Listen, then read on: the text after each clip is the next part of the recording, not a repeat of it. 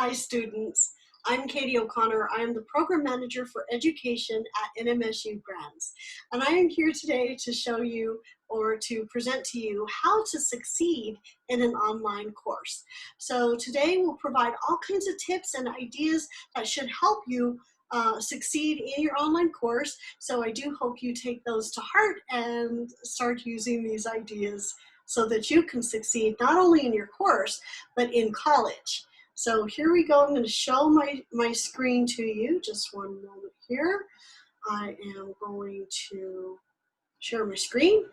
There we go. So how to succeed in an online course. First, show up frequently, log in frequently. Instructors can tell who's logging in and how much time they're spending in the course. And so we can tell if a student has spent several hours in a course during a certain time period, or they're spending 3 minutes in the course. And so we can see how much work, time, and effort you are putting in and whether you are engaged or not in the course. So this is very important because learning, research shows that the more time students spend in the course, the more likely they are engaged and learning. And that's what we want. We want you to learn in a course. And that means reading announcements, reading the syllabus, reading the discussion, reading the text, watching videos, and then using that information to post your replies. So again, if we see a student that's in the course quite frequently, 3, 4, 5 times a week, they're checking everything, we can see that they're doing their work, they're turning it in, and then we have a student that's maybe spending 3 or 4 minutes a week posting something, slapping something up there. Guess what? We can tell if you don't put the time or effort in. We can tell if you don't learn the material. So keep that in mind, that we can tell if you're not doing a good job on it, that you're not spending the time you should. So do log in frequently, engage in the material, and learn it, because you're going to need to know this information later on. Next, read the syllabus. Every instructor has different policies, different things in their syllabus, but the syllabus should provide with you an idea of what you will need to do for the entire semester. It'll give you, it'll tell you whether you need to do a paper, whether you have projects, whether you have to engage in discussions, or different types of assignments. The syllabus will tell you all of that. And the syllabus is really basically a contract between the instructor and the student. So you want to know what is going to be required of you of the entire semester and be aware of that early on. Next, read through the entire course from the beginning. Yes, I said from the beginning. A lot of instructors will put up the entire course, starting with Module 1 to Module 12 or 13, 14, 15, 16, whatever it may be, however long the semester is.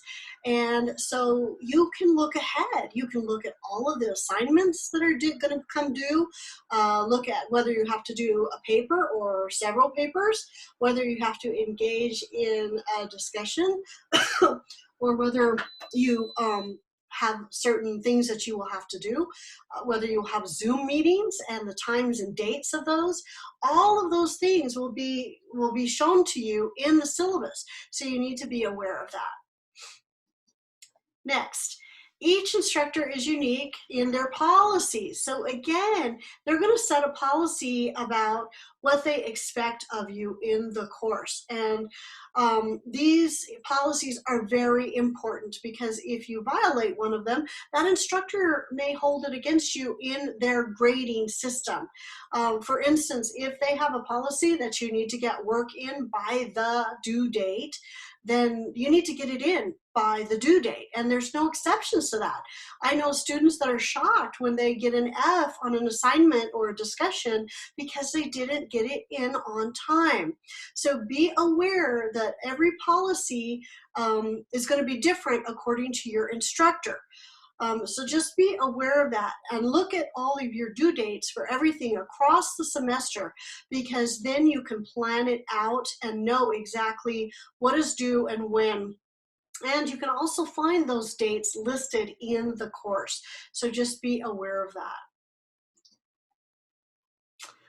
Read the homepage announcements and watch the Zoom videos. A lot of times instructors will make announcements just about every week, sometimes more frequently. So you want to be aware of that and look for those announcements, because those announcements contain really important information as to the topics of the week, the assignments, what's going on. If there's a Zoom meeting, an event, you will be notified in announcements. And also your announcements go to your email. So you want to be aware by reading your email daily.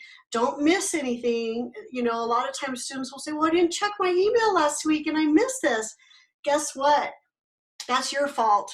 Check your email. That's the way we communicate with you. So be on top of it, be aware, do the best you can, and check into your announcements, log into your email, and log into the course. And most of all, if there are required Zoom meetings, get there. If you don't get there, you may be docked points. So be aware that being at a Zoom meeting counts as participation in a course. And if you don't show up, then you're going to lose those points. Then you're not participating. And ultimately, that's going to weigh in on your grade. So be aware that even if the course is online, if the instructor requires a Zoom meeting at a certain date and time, you are required to be there. And if you're not, then you're considered to be not participating. And the instructor can drop you after 3 meetings. So you want to be aware of what the policies are and what you will need to do to get through the semester. I do recommend you get a good planner, map it out in your planner so that you can keep track of when your Zoom meetings are, when you need to be there, and what you need to do for the class. So next, communicate with your instructor. Again, folks, I'm telling you, the only way we can communicate with you generally is through email, announcements, and unless you call us or email us, we don't know that you may have questions. We don't know what's on your mind. We don't know if there's a problem with the course. A lot of times I notice that I have links that are not activated. And I have students email me and say, I can't access this, it's not working or whatever. And then I can go right in and fix that link immediately. But if I don't get students to tell me, I don't know. If there's a problem with the book orders, tell me, because I have no way of knowing unless you let me know as the instructor. I hate to see it when students get past the halfway mark in a semester and say, oh, well, by the way, I didn't get the book. Well, that's going to affect your grade. That's going to affect your assignments. You need to be on top of it and let us know a lot sooner if there's a problem. We'll work with you to get through that problem, that technological glitch, whatever it may be. But if you don't tell us, we don't know. And if you don't let us know, we can't help you. So be aware of that you need to let your instructor know one way or the other. And that's our means of communicating with you, is through email, phone, we can do Zoom meetings, whatever works for you. So be aware of that. Read instructions for quizzes carefully. If the instructor has set up what they call a lockdown browser, it means that once you log into the quiz, guess what? You won't be able to open up any other windows. And if you log out of your quiz, you'll probably get an F for the quiz. You get a 0. So you need to understand that when you log into the quiz and it's a lockdown browser, you have that amount of time that they specify to get your quiz done. If you don't get it done in that allotted time, you get whatever points are there for the quiz that you get. Now, some instructors allow quizzes or to be taken 1, 2, or more times. So they're basically saying, here's the quiz, take it this many times, we'll take the highest grade off the top. But what they're also saying is, hey guys, this is an open book quiz. Open up your book, work on it, get it done, answer your questions, look up your answers if you need to. This is a learning experience for you. It may not be used in the capacity that some quizzes are used to test knowledge. It's more like it's an assignment. It's something that you need to do to help you learn the material. And so as you do your quizzes, just be aware of what the instructions are for the quiz. And the instructor will put that at the very top of the quiz when you first open it. So just be aware though, that once you start the quiz, you have to finish the quiz to get out of it. And also be aware that some instructors may not have a lockdown browser, but they will only allow you to take the test one time. They will give you a lot of questions in a short amount of time, such as 80 questions in an hour. You may not be able to get to all the questions, especially if you're trying to look up the answers. You won't be able to do it that fast. So you need to know the material before you go into the test or the quiz. So be aware of what the instructor is going to require for each quiz, and then you need to prepare for that. It's very important. And once you get to your bachelor's degree, most of your quizzes will most likely be on lockdown browser. Or some instructors do send you to a testing center, and some testing centers require a fee. So you need to be aware of what your instructor is asking for and what you will have to do. If you go to a testing center, you're not allowed to take in books or notes or anything. It's just you and your brain taking the test. So be aware of your material, learn your material, and be ready for that as you go. Next, do not copy the textbook or other students' work. I need to say that again. Do not copy the textbook or other students' work or anything that's online. Many instructors now have access to a program that will tell us how much plagiarizing you are doing. We can tell when you copy right out of the book. We can tell when you copy another student's material. We can tell if you're copying something from online.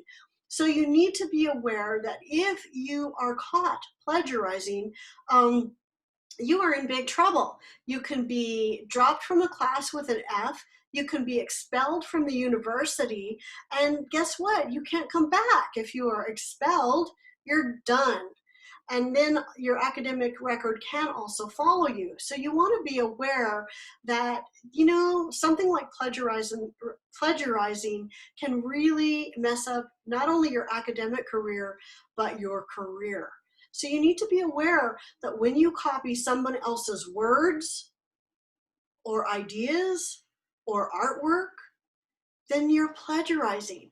Now, if you say, I like what this author says, and you can put it in quotes, you can cite the author with the author's name and date, then you're not plagiarizing, you're covering yourself. You're making sure that you're not copying someone else's work. And this includes things on the internet, website material, papers on websites, videos. All of these things can be considered plagiarism if the instructor is able to find that. And guess what? We have the program that allows us to do that. So you need to be aware, you cannot copy someone else's words, cannot copy someone else's ideas or concepts, but you can cite them. You can say, this author said this, or this artist did that, and I found this in this video. That's why you need to learn citation and be able to cite your materials. And then when you read it, you watch it, whatever it is, then you need to put it in your own words when you're describing your understanding of what you've learned. So you need to be aware of that.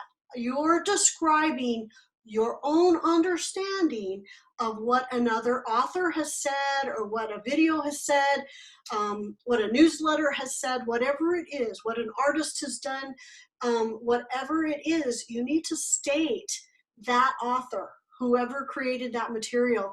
Otherwise, you're stealing their ideas, you're stealing their material, and guess what? We know you're doing it. And you're going to be docked, and you may be expelled. So you need to be aware of the plagiarism policy in your course. Look to your syllabus, and sometimes the instructor provides all kinds of information about this. So just be careful, cite it. We know you're not coming up with these ideas. They've already been done, so cite them. They're not original. You can cite your response to those ideas, and that way you're not considered plagiarizing. Next, don't get behind. I have students that will tell me, well, I got married, I had a baby, I got sick, I had a death in the family. Well, I'm so sorry. That these things are going on. Life happens. But if you get behind, you've got to find a way to catch up. Now, in some courses, they will allow that.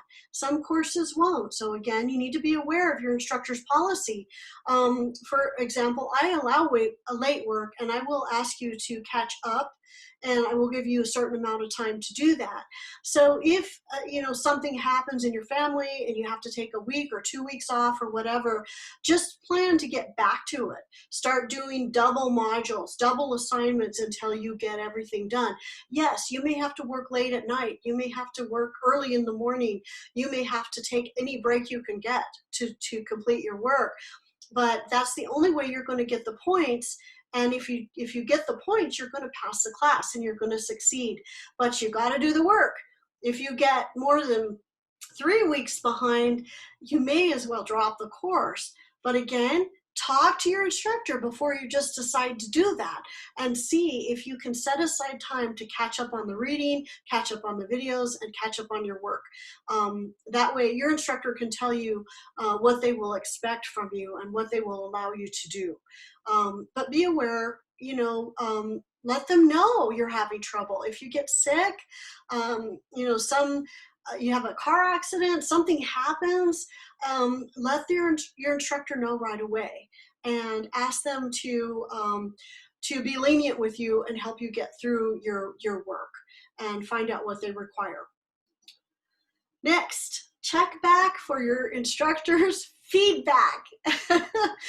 Your instructor should be giving you feedback either in the comments box or sometimes in email, in other forms. You're given feedback. Now, I have students that will turn it in and never check back to their feedback. Well, a lot of times I will say, well, can you define these terms for me? Can you give me a real life example of this? Can you give me more information? You didn't give me enough information about this theory or this idea. And I will ask for more. So my discussions, say, are usually 10 points. And so then I'll say, well, you did a pretty good job. I'm going to give you half the points. I'm going to give you 5 points. For 5 more points, I want more information, define terms, real life examples. I want you to compare this to real life. Whatever it is that I ask for, if you then respond back to my feedback, I will give you those additional 5 points if you give me what I'm asking for. Sometimes I'll get maybe half of that, and I'll say, okay, well, we're up to 6. So add the rest of the information for 4 more points or whatever it is. But you don't know that unless you check back for my feedback.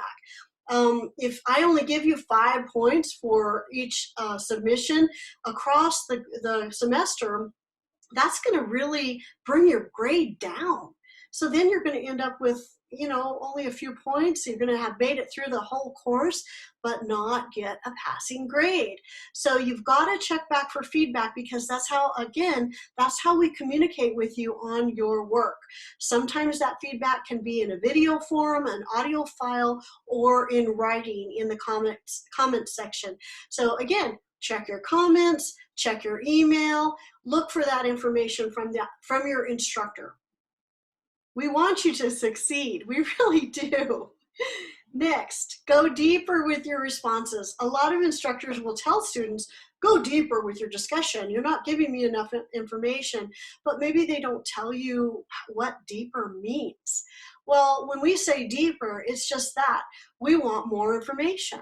We want you to define the terms. What do these terms mean, and how do they apply in real life? Give us some examples. Tell us your own experience in your own education, or a lot of times you can draw on life experience if it's pertinent to the topic at hand in that course. So be aware that you can bring all that information in, but that's what we're asking for. We're not just asking for you to just say, well, the book says this and we're done. I'm looking for a lot more than that. And I'll have students that will give me 3 sentences. Guess what? You're going to get 3 points out of 10. You've got to give me more information. You've got to give me several paragraphs about the meaning of what's in the book.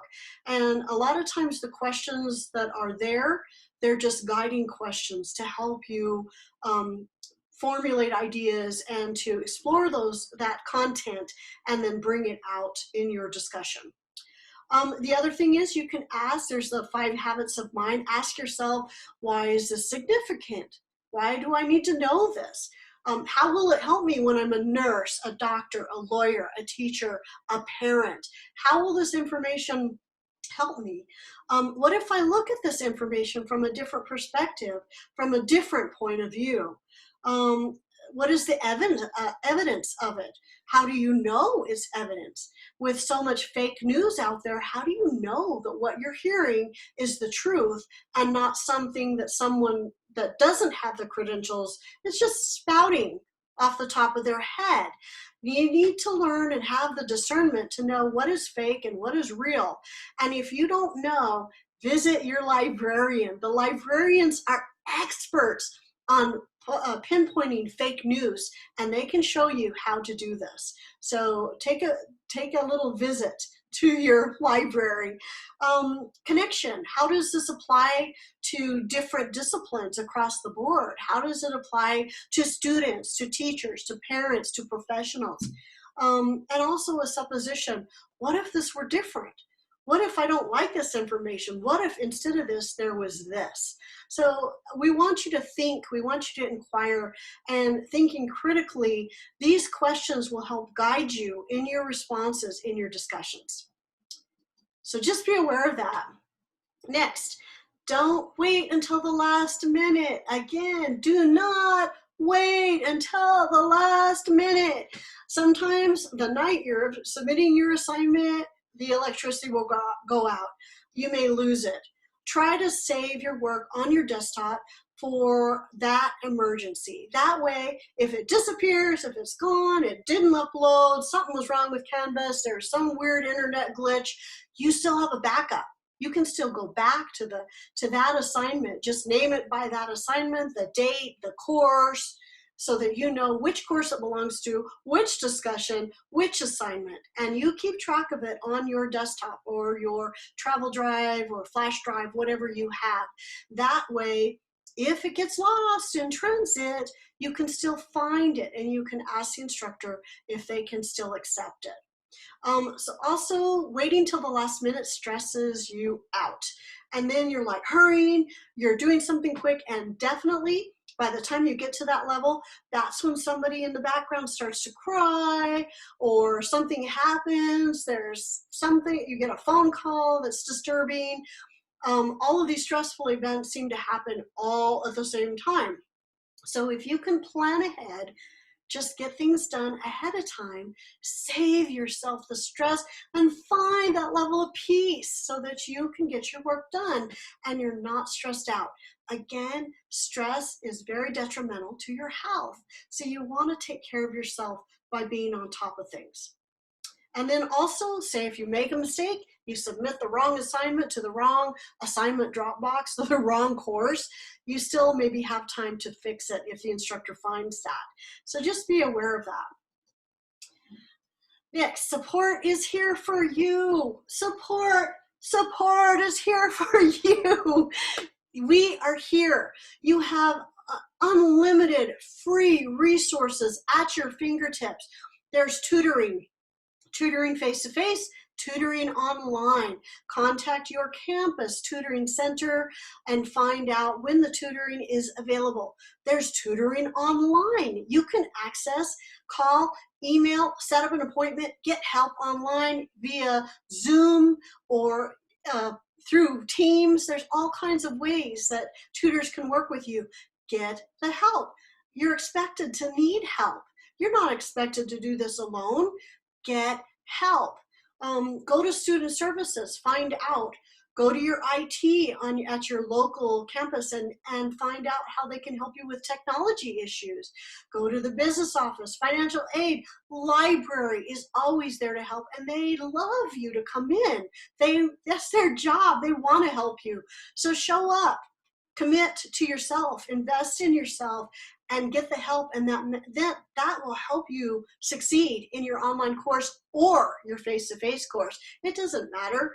You invest in yourself, you get the help you need, you get better. You go to the writing center, you become a great writer. You're going to need that the further you go in your education. And you learn it now, you're going to use it later. So be aware of that.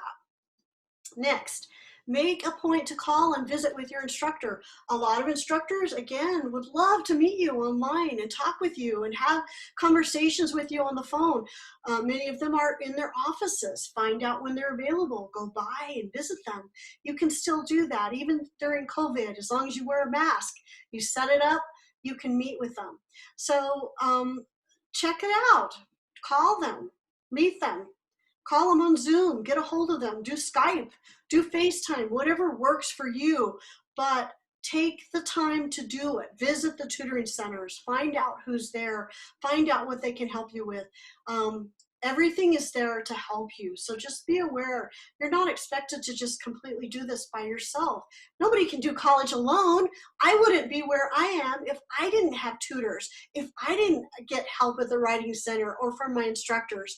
So just be aware that you don't get to where you want to be without help. We're here to help you. Last, your success depends on you. Dream of the life you want. Take charge of your time. Learn how to manage your time. Don't spend hours doing video games and then say, oh, I have 2 minutes to get my assignment done. That doesn't work. Take charge of your time. Decide what's important, your future or this moment. I mean, take charge and decide what you want. Ask for help if you need it. 4, decide what is important. 5, do the work. If you don't do the work, you're not going to get through it. You have to persist. Persistence is the name of the game. Stay on top of coursework. There's 1 module a week. Do 1 module a week. Keep on top of it. Plan it out in your planner. But don't skip 3 weeks and say, oh, I've got all these assignments to do. Then you're going to stress yourself out. 1 module a week. Or whatever your instructor provides. Some want more than that a week, so you need to be aware of that. Be willing to work hard. College is not easy. It's not easy. It can be fun, it can be joyful, it can be entertaining, but you will make your brain work. You will have courses that will force your brain to work, but the more your brain works, it's like a good workout at the gym. The more you work your muscles, the better your body gets. It's the same with your brain. The more you force your brain to work, the more you buckle down, you do the work, you do the assignments, you get a hold of tutors, you work your way through problems, the easier it'll get. And pretty soon your brain will like the burn and you'll go for that master's degree or that PhD and you'll go farther than you ever thought you would. So work your brain out. And if it gets sluggish, just say, oh, fatty brain, I'm not going to accept that. I'm not going to accept that. I'm going to work it out and so that I can get better. So persistence pays off. And then, like I said, the more you work the brain out, you work that muscle, the easier the workouts get. And then you want the workout. And it will pay off in the end, but you got to stick to it. Persistence pays off. Never, never, ever give up. So that's all I have for you today. I hope that this is useful. I hope that you can use this information to invest in yourself and invest in your education, because if you don't invest in yourself, who's going to? Who else is going to invest in you? You have to invest in yourself, commit to yourself, and promise that you are worth it. You are worth every bit of it. You deserve the life you want, and you can do it. So hang in there, get your work done. Thank you for joining me today. And if you need to, you can always email me at katioco@nmsu.edu. That's KATIOCO@nmsu.edu. Thank you for joining me today and have a wonderful semester.